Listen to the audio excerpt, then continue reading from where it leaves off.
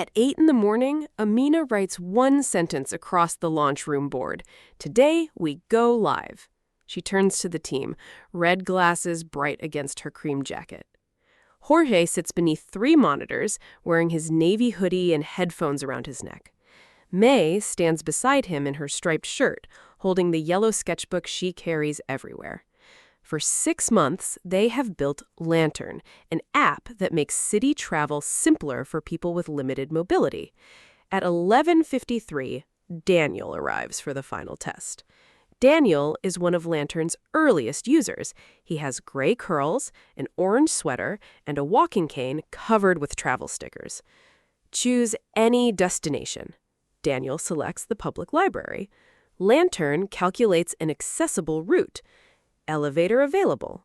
Curb ramps confirmed. Step-free entrance open. Then Daniel taps Start. The route disappears. The screen freezes. The app closes. No one speaks. Jorge tries again. The app crashes again. 7 minutes until launch. May opens her sketchbook. Jorge's fingers race across the keyboard.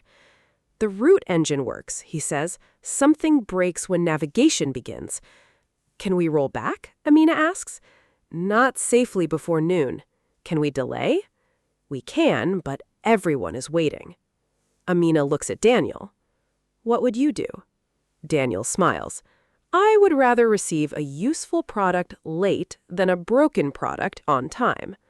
Amina crosses out, Today we go live. Underneath, she writes, Today we get it right. She stops the launch and sends one clear message. We found a problem during final testing. We are fixing it.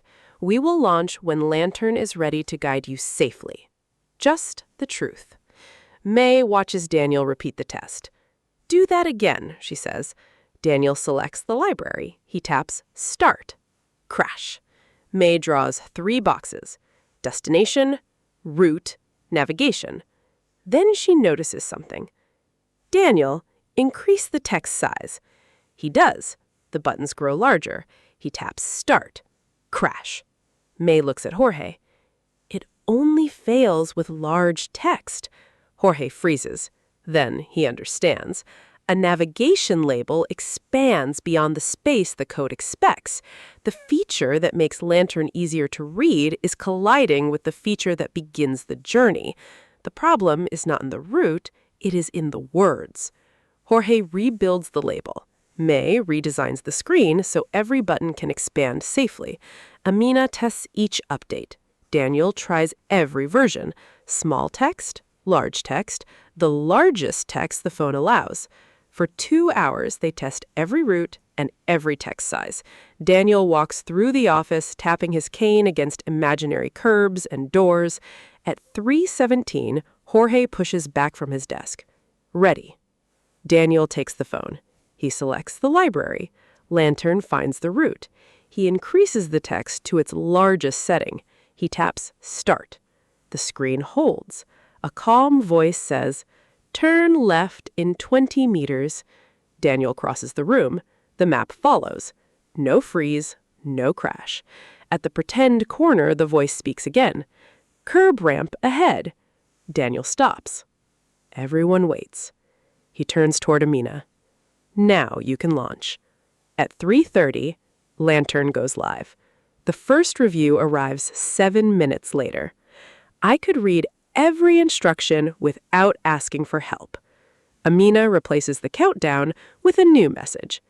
Built by a team, made better by a user. Daniel joins them for the launch photo.